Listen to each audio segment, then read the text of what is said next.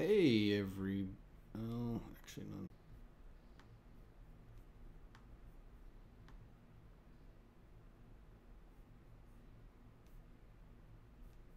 So I have gone live on this.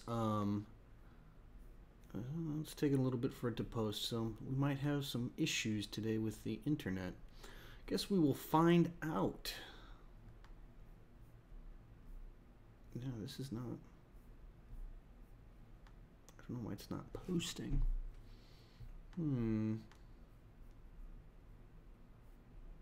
Stream health looks okay.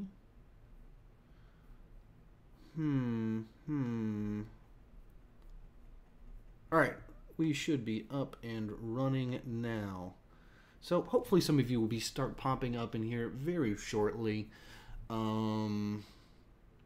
Yeah, hopefully I don't have too many technical issues going on with some of this stuff. Sorry about that.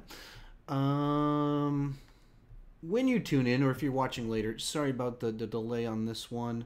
I was doing some remodeling in here, and I'll talk about it later in the stream as more people actually kind of tune in. But yeah, I did some changing of my light setup right here so that things will be, well, things are a little bit nicer now. I'll just say that as a little tease. Still in here by myself. I guess that's okay. So I'll just kind of fiddle around with some lights as I have this new setup that's not quite complete yet. Adding a little fill light in front of me because my new setup, the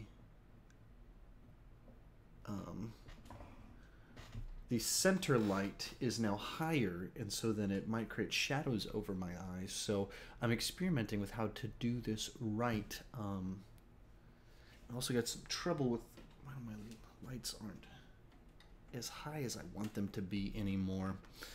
So, oh, we got someone joining in. David Harper Jr. Hello. Thank you for joining in. If you have any questions, I would love to answer them. To give you a heads up on kind of what's going on with today's stream, just a little what's going on behind the scenes, I actually just as of right before I started filming, I hung these lights up to the ceiling. Oh, no, that doesn't really work because they're lights. So you can see the stands for them kind of back there, and now they just hang from the ceiling. And so I'm in the middle of this transition that I didn't have the time to test out and work everything out on it. I need to get an additional pole for my center one to drop it down about a foot lower so it's more at eye level, so it kind of doesn't create shadows kind of in my eyes or under my nose from everything. So right now I have this additional light that's I'm trying to use to fill in a little bit underneath my face. But so yeah, you guys are seeing the first time ever I've used this particular little setup with my lights hung from the ceiling. It was really cool. Real cool for me because starting back in the day where I was filming in this room right over there on a card table using the webcam built into this computer with just a couple canned lights in front of my face, to then being in that room over there down the hallway where I had a green screen that was just kind of poster board up on the wall, and then finally had a natural set, bought some lights eventually, got a better webcam to do all this with, and then to now I have a room that I've adjusted, converted, and I've actually have lights hanging from the ceiling. Like, it feels like legit. I am doing the YouTubes now properly because I have lights from the ceiling. All right, so through a bunch of information at you guys, we got some questions showing up in the comment section. David Harper Jr. says, how are you doing, Sean? I'll start off with that one. I'm doing great. Things have been great for my family as of recently, and a fun little thing happening this week for pretty much everyone in my family has something interesting kind of going on, because my wife is going to Orlando for her job for National Convention. She works for the company ServPro. They do restoration type stuff, and she kind of is overtraining people on how to do social media for all the state of Texas, Louisiana, and Arkansas a little bit. And she's had a lot of success over the last few months. And so they're actually taking her out to convention, which she didn't think they were going to, and then they've really liked her since they've hired her for this new position back in January. So she's in Orlando all week doing that. My kids are at their aunt's house all week with a little getaway somewhat because she offered and somewhat because my wife's out of town. So my wife thought it would be a good idea if, give me a week alone. And I've got, Bachelor for this whole week. So I've got a bunch of ideas on, how to get some ahead on some stuff, get some videos done. So a bunch of fun things happening this week. And I have 2 different press screenings, which is, I've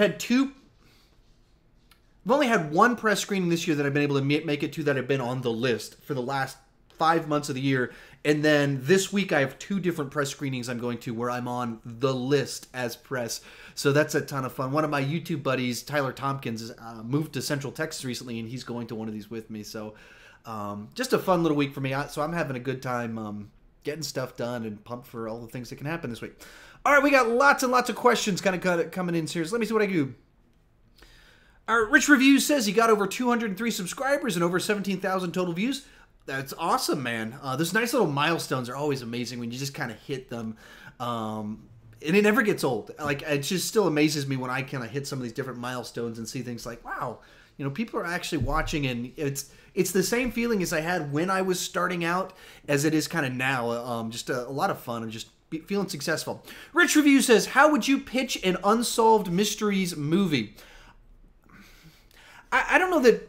First off, Unsolved Mysteries, I'm sure we're referring to the old 80s, 90s TV show about real-life mysteries that were unsolved.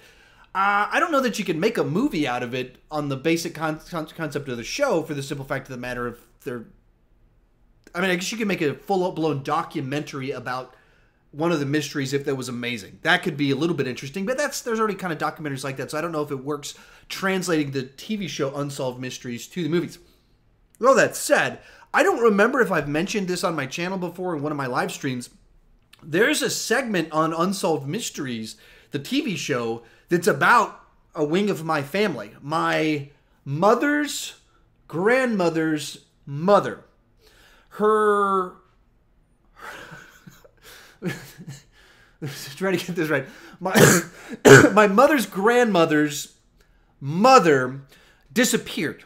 And she went on a train and someone was following her, and her husband was abusive. So my mother's grandmother's, my great-grandmother's, all maternal side, either was abused. And so she either ran away from him and was never seen from again, or she was killed. And there was a segment on Unsolved Mysteries where some other family member that I don't know who it is, hired like went to fortune teller to try and figure out who it was, got a sidekick involved. And so there's a segment on my family on the show Unsolved Mysteries. So that's the one that I would turn into a movie. And you can watch it if it's on Amazon Prime. I watched it whenever they put it on Amazon. I was like, let me find this episode. I haven't watched this in 25 years. Tracked it down. It's in there. And so if you want to message me on somewhere, I can track down which episode it was if I haven't mentioned this to you before. So fun little fact about my family and our shady past. All right, next up we got Rich Reviews asks, do you think Designated Survivor will be picked up by Netflix? In my opinion, it could never figure out what it was after the pilot episode. I don't think it'll get picked up because I think it's a more expensive show, and that was the problem, that when you have a Kiefer Sutherland, one of those kind of premium TV actors, he demands that money. And with both the spy nature to it and the West Wing aspect to it, I just think it was too pricey. Because the ratings for it weren't bad. It was a show that got decent ratings, but they weren't good enough for how expensive the show was. And so then it didn't. So I don't think it would come back on Netflix. And I would totally agree with you. I enjoyed the show from beginning to end, but I don't think it. I think it worked better as, alternate world, West world, kind of more crisis, sensationalized West. I keep saying Westworld, West Wing. West Wing is what I mean to say. I think it works better as that in the Kiefer Sutherland side than the spy side to it.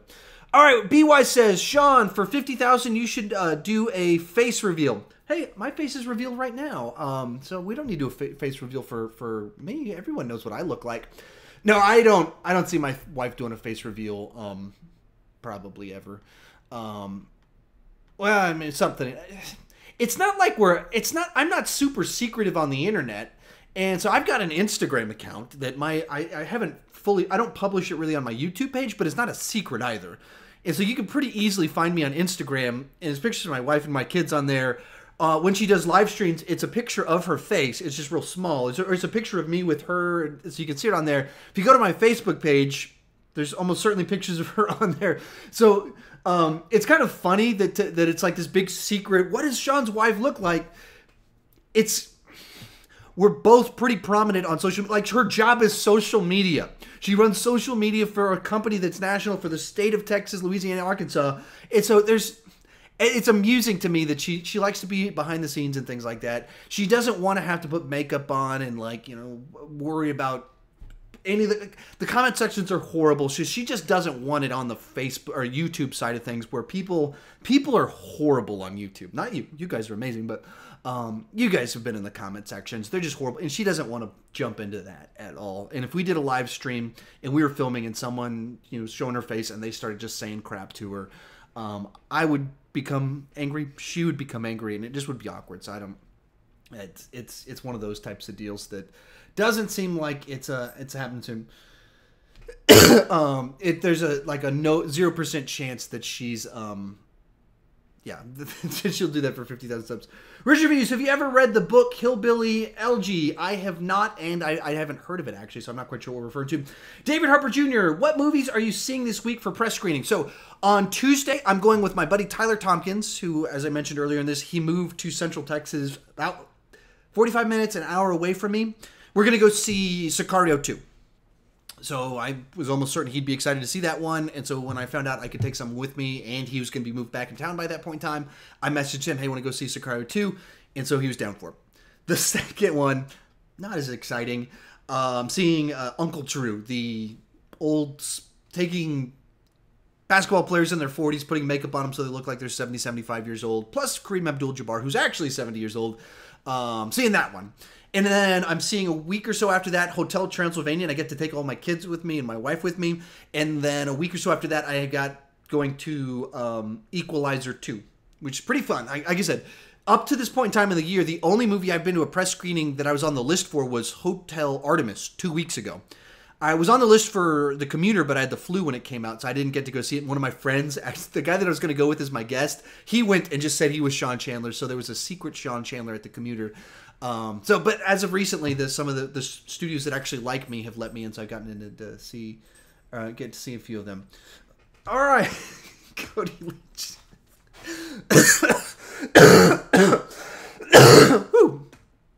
I'm not dying. I just have this weird tickle in my throat that I have an asthma inhaler thing that I'm supposed to take every day, and I forgot to take it the last 2 days, so I've been coughing like crazy. I'm going to drink some of my Coke, and then I'm going to give a short answer to Cody's question. Cody Leach says, if Halloween 2018 is successful, what horror icon do you want to have a reboot next? None. That's my answer. Next question.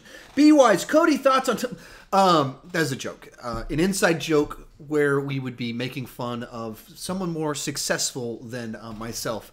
That I don't want to publicly bash people, but there's someone that in the past I've been a big fan of that I've not been crazy about some of the stuff they've been doing recently. As for what horror icons I would like to see come back and make a big return if Halloween is successful...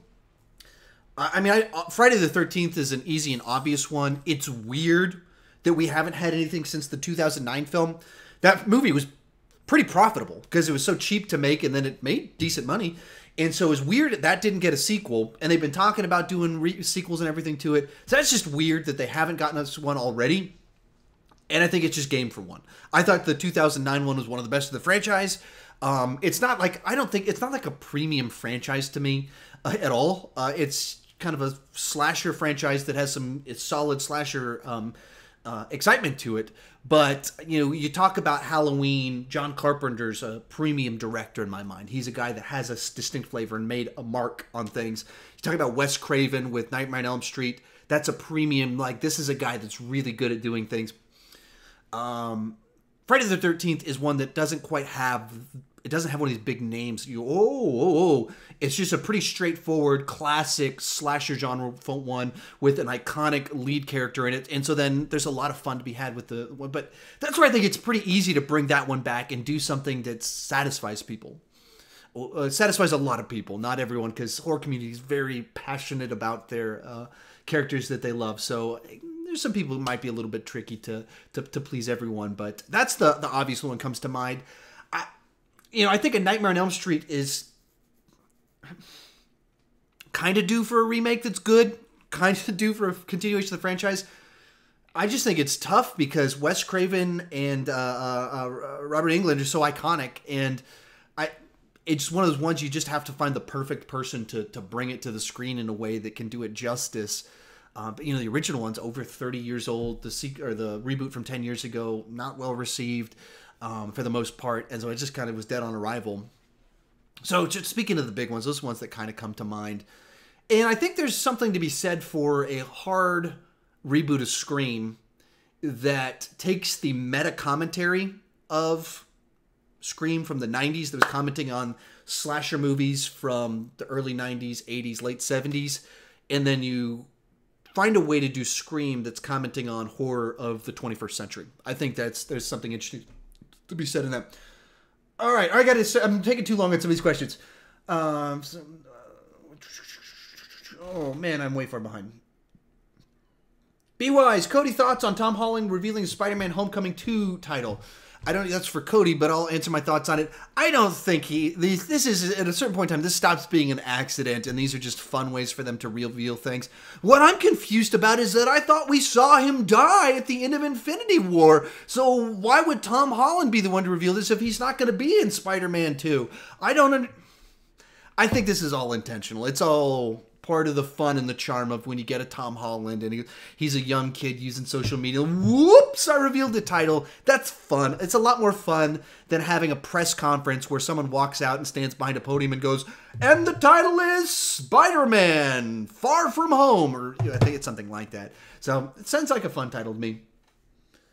But I mean, I don't have strong feelings on the like when you do Homecoming for the first one. I think you create a scenario where you're kind of locked in on a certain type of title that I don't care too much about titles unless your title is Ralph Rex the Internet, which is just so tied to a meme from 2015 or something like that. That seems odd to me. Beyond that, I don't care too much.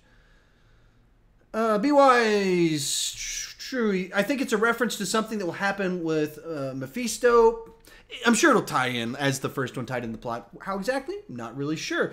Rich Reviews recently finished up a series called Patrick Melrose. The series Patrick Melrose. You should check it out. Man, I am so I'm getting so backlogged that I haven't been able to look into and add to my queue some of the previous ones you've recommended me. But I've been asking so many people what books they recommend for me that I'm just getting this huge backlog of books. And even though I'm going through about 2 per week, because a lot of just audiobooks in my car ride and then keeping a book with me as I go along, there's just a lot of books out there to check out. Melissa, I'm not quite sure how to pronounce that one, and I'm not always good with names that aren't entirely obvious to me. Melissa Taylor, new here. So if this has been asked before, I apologize, but will you branch out with reviewing TV shows? Would love this. So I've reviewed some TV shows. So like I definitely did all of Star Trek Discovery and the Orville. I'm currently watching Luke Cage. I'll do a series review for it. Obviously, I've ranked the seasons of Arrow and The Flash. So I've done some things. I'm debating. There's a chance I might do Westworld Season 2, but since I haven't talked about Westworld, I don't know that I want to add something in. I don't know if there's a reason for it to do at this point in time. So I'm totally, there's a side to it that I'm open to it. TV reviews are, it's a different game than a movie review. The audience that shows up for TV reviews is a lot more distinctly passionate about that show, usually a lot more so than I can be. Because I'm watching movies, I'm watching a lot of TV shows, I talk about a lot of different things.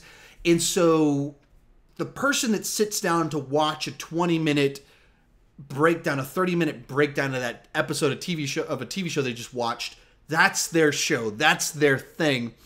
And I haven't been entirely happy with the quality that I'm able to put out, because I watch something and I immediately go and shoot something.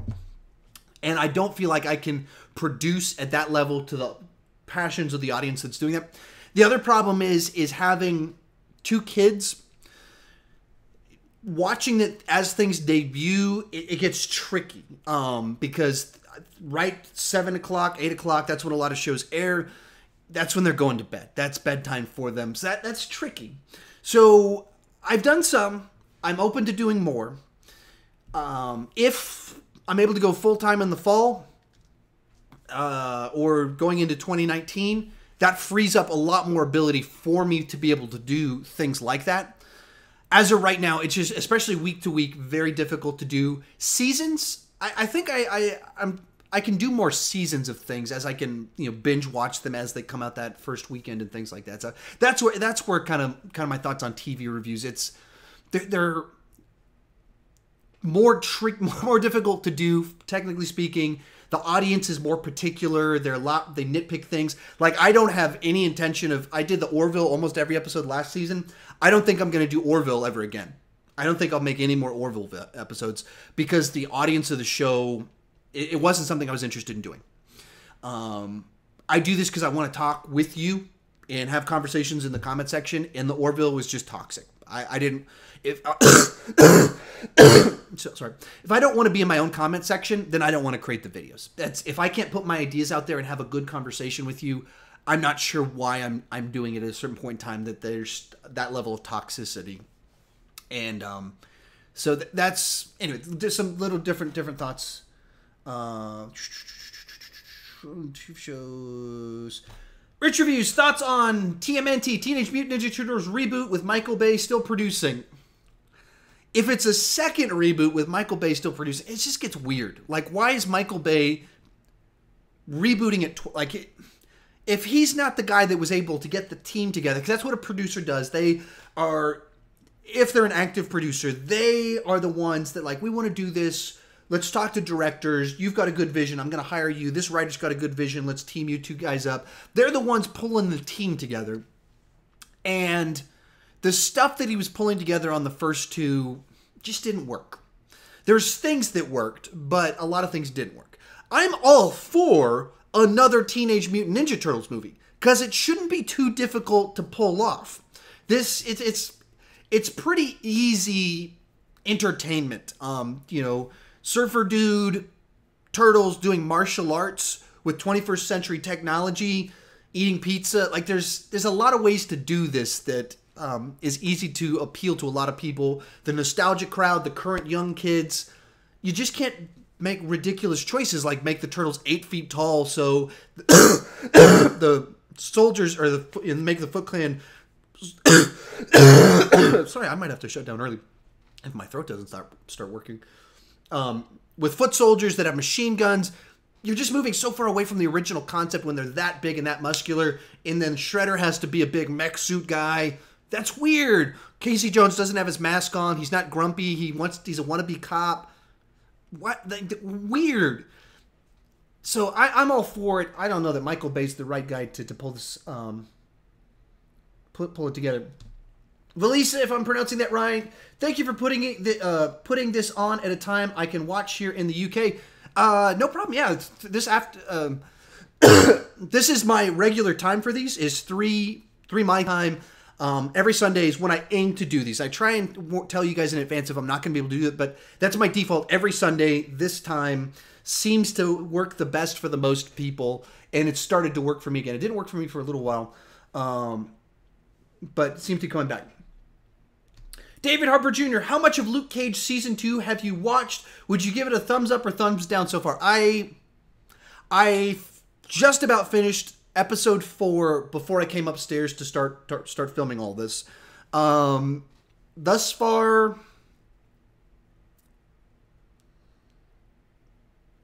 right about there.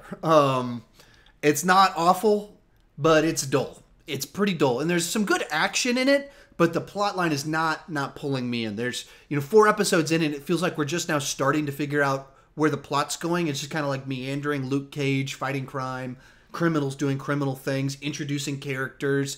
But it's not like there's this threat that we need to stop. It's not like each episode there's a villain shows up and he has to stop them. So it just feels like we're meandering through Harlem with things happening. So it's another lackluster Marvel Netflix season, unfortunately, and they have really diminished their brand for me and a lot of other people.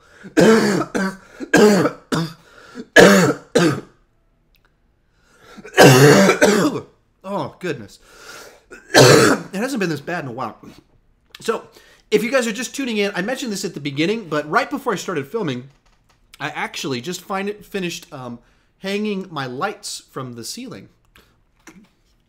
They had been, do that. See that stand right there? They had been on those stands right here behind me. Now they are hung from the ceiling, which is very exciting. It's fun because I feel like legit now that I have, lights hanging from the ceilings. Rich Review says, would you rather see a reboot to Jaws, Back to the Future, or Roger Rabbit? I don't think Jaws would work in the 21st century because of the current sentimentality, the way people watch movies. If you do a Jaws remake, it's not going to be the thriller type movie. They try and make it more spectacle, so I don't think that would work. Roger Rabbit could potentially work. There's a lot of just the meta live action with CGI. There's some things you could do with that's interesting, and I don't think you can potentially keep it as kind of the period piece, or you could modernize it. There's the noir aspect of Who Framed Roger Rabbit that feels like it needs to be in the past, but the general concept of Roger Rabbit seems like you could do a lot of different things with it besides just doing a murder mystery that's very dark for a kids movie. I would go Back to the Future. I've said this many times. I've done in a number of my videos. I've talked about. I think that Back to the Future is a franchise that's actually ripe for a remake.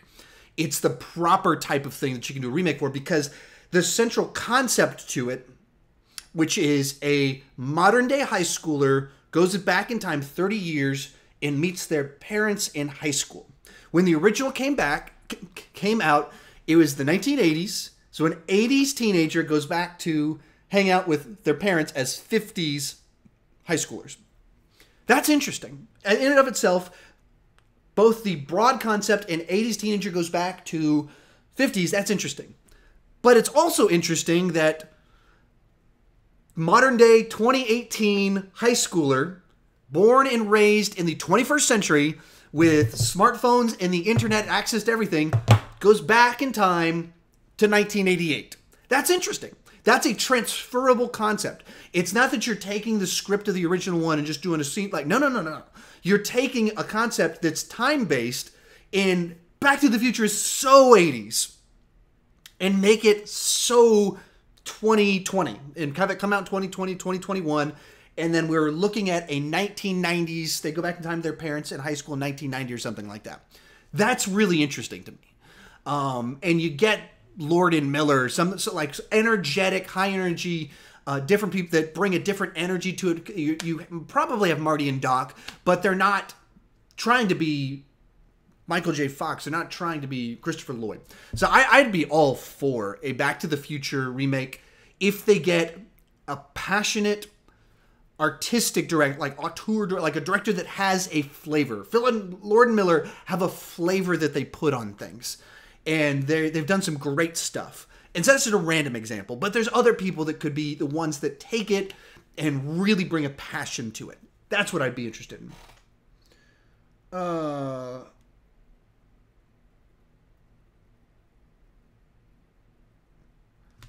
Valisa? Is that Valisa? Hopefully that's better. Sorry. If I could hear it, I would. Even sometimes when I hear things, I'm not even great at pronouncing them. It's however my brain works. Cody Leach, will the movie fan community ever grow past their ignorance regarding spoilers, or will there always be two heated sides to what should be a simple debate? I just think you have people that are wired in a way that, and this isn't limited to film community, it's not community, so spoilers or anything. You have people that just aren't very good at, or they're just naturally wired to not be compassionate towards the small details of life. Some people are very sensitive to imposing on other people and inconveniencing other people. And some people are very comfortable asserting themselves and wanting things their way. And it's not really even a selfish thing. It's just different ways of different value sets and what you see in the world. And when you kind of take that sort of, so like for me, I just by my nature, if I go to a parking lot, I tend to park towards the back of the parking lot. I'm not looking for the most close parking spot. And I think it's like, I find it odd when people are just rushing to try and get it and fighting over parking spots up close, when it's like, just drive 10 spots down and have a 20-second more longer drive. Why not do that? Because I don't want to inconvenience people. I don't want to like get in a scuttle over things like that. I just want to kind of mind my own business and not impose myself on others too much in general. And other people just don't see the world that way. I'm not saying that my way of doing things is right. I'm not like, I actually can be pretty judgmental about people that are real weird about parking spots. But you take that to the spoilers discussion, and there's people that like, oh, I want to talk about movies. This is a discussion forum about movies. Oh, I'm in a comment section about movies. And they just dive in and they start talking about a movie, or the one you're talking about, they start posting pictures from a movie that people clearly wouldn't want if they don't want spoilers. And they just see the world through this lens of, we're here to talk about movies. Why can't I talk about a movie? And they're not thinking there's other people that just have a different value set as to what they do and don't want to hear. And therefore, they don't go to certain websites to see those pictures. And I think that there's, to a certain extent, there's people that are overly sensitive to spoilers. And, you know, what, that movie that came out a year ago? Why, you told me the plot? What, that big blockbuster that... You know, they're unreasonable in their expectation that people aren't going to talk about movies.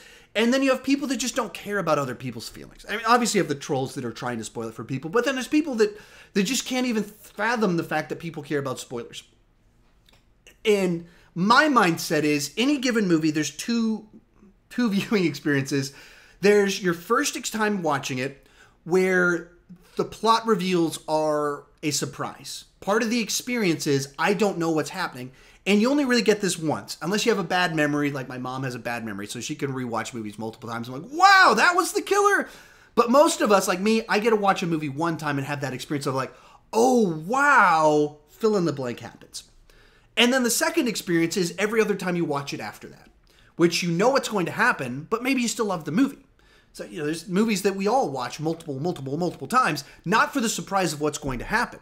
So people that don't care about spoilers, what they say is, oh, you know, I knew the ending of Empire Strikes Back before I ever saw it, and it never spoiled the movie. If you've been watching Empire Strikes Back your entire life, and you haven't felt like the movie was ruined for you, so what's the big deal about spoilers if you can still enjoy Empire Strikes Back without needing a big twist? Yeah, but that's I don't remember which side it was. That's the second experience, the ongoing rewatching of the movie. I would love to be able to go back in time, or be able to like wipe my memory and watch Star Wars for the first time, and watching through it and be like, whoa, like that's who Luke's father is. Whoa, that I'd love to be able to get that single experience back, to have that one time. And so that's where I just don't even understand how some people like don't think about other people's experience and that don't care. Like there's a point in time where it does just become selfish on both sides. If you're just so like nobody can talk about anything, you spoil it, and you're talking about things that are in trailers. Both sides can be selfish. There's some very weird selfishy people with spoilers out there. All right.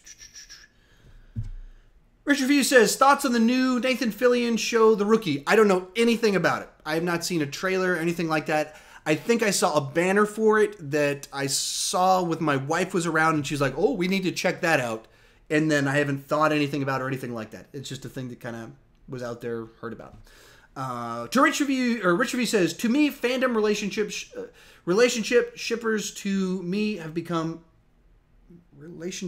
fandom relationship shippers. I think there's a word that got auto-corrected or something.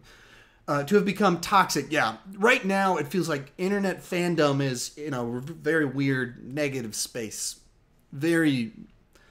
I don't understand why things are so negative right now on so many different levels, and why there can't be a lot more middle ground. It feels like people want you to love things or hate things, and if you're not on their side, they're weird about it. There's just a lot of things right now that are very odd about the fandom community that hopefully we can get through some of this stuff soon, because it's, with Star Wars, it's tough to post anything about it without the discussion just becoming just a toxic mess. As I mentioned before, the Orville. It's like a show that I was watching because I was enjoying it, like, oh, this is pretty cool.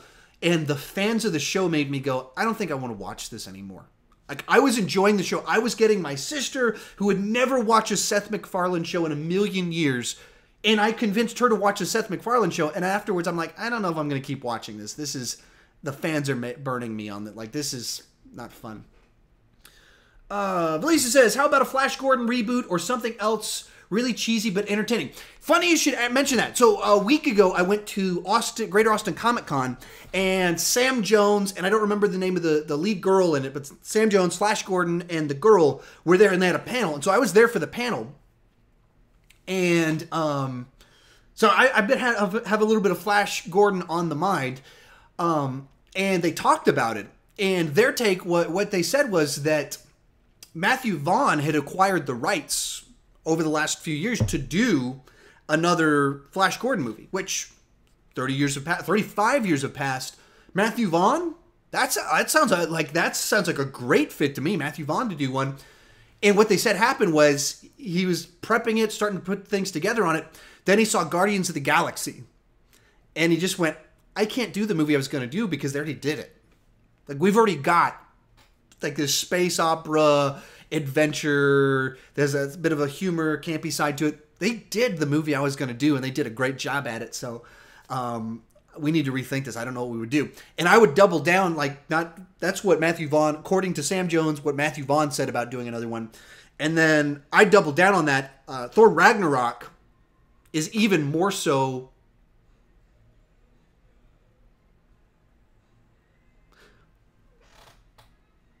I think I'd left my TV on pause, and then Netflix took it out of pause, and so out of nowhere started playing the theme music for Luke Cage downstairs. I was like, what am I hearing? No one's here. Like, am I about to die? So if someone walks in and kills me, that was a very meta thing for me to comment on. Anyway, but Thor Ragnarok, I think, already touched on the ground so much that I think it gets tricky to do Flash Gordon the way we saw it before. So I think they would need to find a new angle. But I would, in one sense, I'd be very much for it. And it might even lend itself more to a Netflix series because it was serial. It was like a serial when it came out. And so I think that could be a good one. I'm going to close this door so I'm not hearing the Luke Cage music.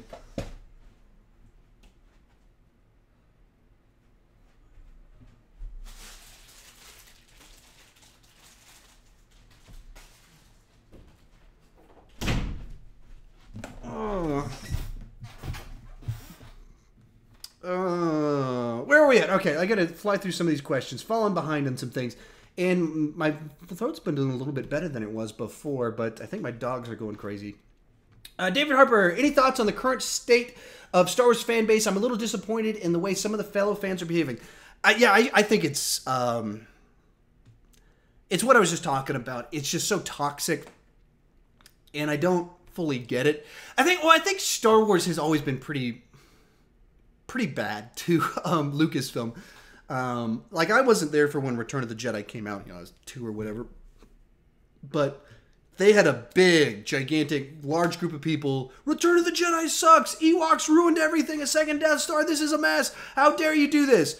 Han Solo wanted to die. Why did blah, blah, blah, blah, blah, blah. So that's going back 35 years. They've had negative pushback. And I think some of it just kind of comes down to Star Wars, in a lot of ways, is modern mythology. It is, all the Joseph Campbell stuff, like, it's been documented by Culturally Speaking. It's the definitive version of taking the meta myth and packaging it for the 20th century, was Star Wars. And so that means a lot to a lot of people. And nothing can live up to your childhood nostalgia and those emotions you had with this thing that you were raised with. And I think 21st century, the new version is Harry Potter. And so they're both kind of running at the same time right now. But Harry Potter, in a lot of ways, is the next version of how timeless mythology has been communicated to families. Because they're both kind of family entertainment type series. And so you now add to it, we've got 40 years of Star Wars fans, multiple generations in there, and Lucasfilm's trying to appeal to all of them, and they're trying to not be too safe, but they're trying to not be too risky, and they're doing this thing that no matter what they do, one group of people are going to think they're the devil, one other group of people think it's amazing, and the fan base is just so graceless in their handling of things, and Lucasfilm isn't doing a great job of winning people back. They don't have kind of a face to the organization that comes off like someone that you're buddies with. Like, Kevin Feige just seems a little bit like a a guy that loves movies and just seems pretty chill when you see him in interviews. Kathleen Kennedy doesn't have that similar sort of persona to her as of yet with the rapport with the fan base. She just seems like the lady that's in the offices making decisions. And so there's not grace, there's not rapport there. And it's just a series of little things here and there. It just keep adding up and up and up. And it's frustrating. Rich Reviews. So do you think Kathleen Kennedy will stay long around enough for episode 9? Kathleen Kennedy will be around until episode 9. I'm pretty sure about that. It seems very unlikely to me that she'd be gone. That's my, yeah. Cody Leach, is it strange to you that the writer-director that has divided and polarized Star Wars fans the most in history of the franchise has literally been given the keys to the future of the saga? Well, I don't know that Rian Johnson is more divisive than Georgie himself. The response to the prequels was pretty strong. But if you're talking about a single movie that just immediately made people just split, yeah, Rian Johnson very much so has done that. And I think, too, the last question of, why is fandom where it's at? Why are they so frustrated? I think people look at things like that and they go, they're not listening to us. They don't even care what we have to say. They don't even care about our response to anything. We don't know, and we don't understand what they're doing. So, Last Jedi comes out and it makes these big, gigantic, bold moves. And for me, I didn't care for them. I didn't really care for the direction that they went. And I can respect some of what they were trying to do. It didn't work for me. But I can still applaud them for not just giving me the easiest, like, oh yeah, so we'll have Luke come back and he's going to take out 50 stormtroopers. He's going to take on Kylo Ren. He just lays them out. So, like, there's an easy thing they could have done, and they didn't do that. They tried to be clever, take a different direction, explore the idea of the Jedi, all sorts of ideas that I can respect what they were trying to do. But a lot of people, it just did not land with them. And without any concern for that. Without any, that people are like, I'm not sure that we think Rian Johnson gets what Star Wars is about. I'm not sure that this guy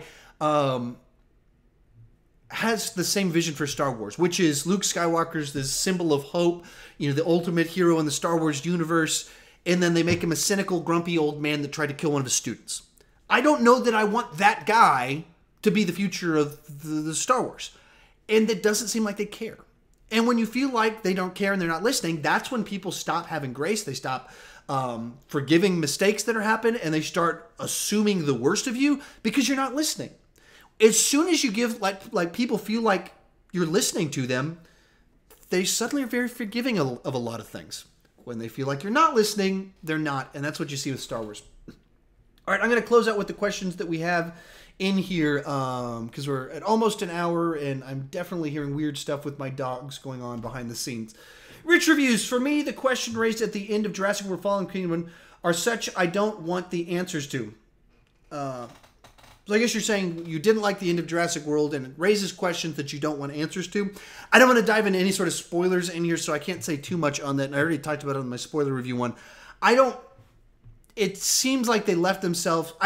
it seems like you can tell where they were going of they wanted to movie number 1 here, movie number 2 here, movie number 3 here, type of thing of going bigger, bigger, bigger, and do something different with each one of the movies, not just feel like we're always contained on an island.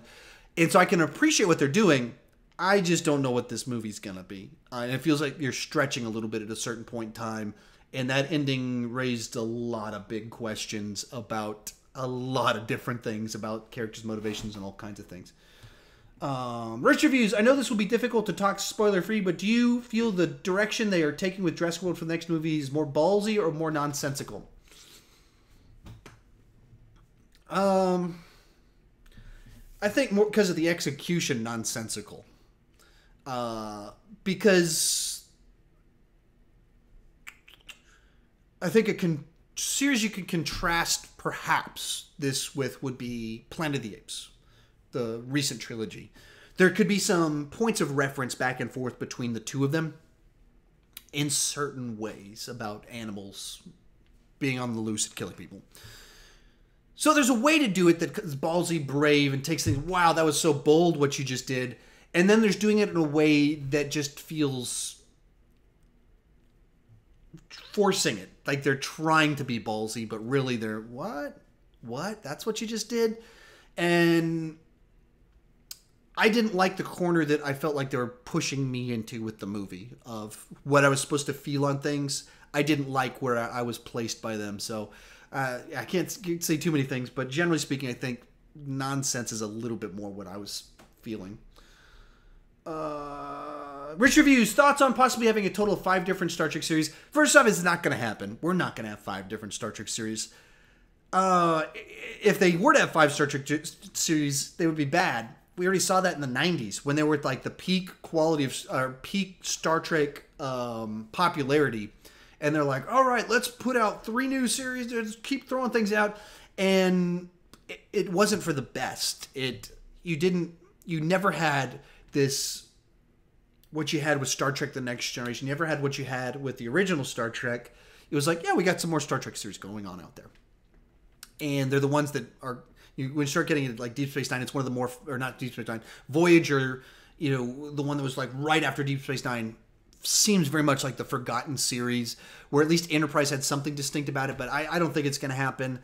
And I think that what they're doing is they're trying to find a way to have several things going, but they don't know which one's going to get going, so we'll see what happens. Rich Reviews, do you still take commissions? I'm not sure what you're referring to. I don't know if you mean super chats for questions, or I'm not, because if you want to give me a super chat question, I will take the money. I don't, maybe I'm getting, but I'm not quite sure what you mean by commissions at this particular moment and in this particular context. Rich Reviews, thoughts on the possible Child's Play TV series? Weird. Doesn't seem like a series that lends itself to a TV show. I don't imagine most slasher horror movie type things lend themselves to a TV show, because if you've got a city where there's a serial killer killing people, and that's kind of the big hook of it, I don't know how you do that week to week to week. So my natural inclination with any sort of horror slasher type thing was to like, I don't see how that works to have a high enough body count to make this show good. Richard Review says, yes, was referring to a single movie. I think most people agree on the hatred of the prequels. So, and yes, going back to what I said before, as for one movie, just Rian Johnson is the one that did that. And yeah, it's weird that they're like, here's the keys. And of course, that's going to make people mad. So I don't know if that's where just questions are closing out, but thank you guys so much for tuning in. Luckily, my voice eventually came back around and I stopped coughing. But yeah, you guys are seeing my first video since I hung my lights up here. My first one using this little fill-in light on my table to make sure there's not too many shadows underneath my eyes. Try and see what I can do with this. Maybe I'll start shooting my reviews like this. All right, does you have any final questions in here? If not, I'm going to close things out. All right, looks like that is just about it. Yeah. Talk to you later. Tomorrow my Mission Impossible series starts, so should be a fun week. I've got lots of things planned because I don't have the wife or kids around, so I can spend all my time working on videos. Talk to you later. Oh, Cody just threw one in there. This will be my last question. Cody Leach says, okay, good question for you to close on. Well, hopefully so. With all the ridiculous handlings of the upcoming Batman movie, will it have a similar effect as Justice League, where behind-the-scenes trouble kills box office? I think it depends on... I think it's all going to come down to the trailers. I think there's so many things involving Justice League that kind of killed it because there was so long with all the trouble, and there were some good trailers, and then there were some that seemed a little bit like, wait, are we shifting tone too much? Wait, did Joss Whedon come over and start throwing too many jokes in there? And just all the stuff with Ben Affleck, is he, isn't he? If they get on a good stride where they just have a good rapport with us and put out a trailer that makes me go, yes, this is the Batman that I want to see, I don't think it'll kill it too bad, but it's tough to say. When they've burned so many bridges and lost so much rapport over the last little bit of time, I just don't even know. I mean, I just thinking about it, at how poorly Justice League did. You just go, I mean, I don't. Man, that's a tough one. Should we think about it? Jurassic World: Fallen Kingdom opened to $70 more million than Solo, and what, 50, $60 million more than Justice League. It's a weird world that we live in. So it's getting hard to predict some of these things. If they can start getting some good buzz, it'll be okay. If they continue their current trajectory, yeah, I think it'll hurt it, because just the brand is shot. DCU as a brand, just it's garbage right now. So, all right, talk to you guys later. I should be back next Sunday. See you then.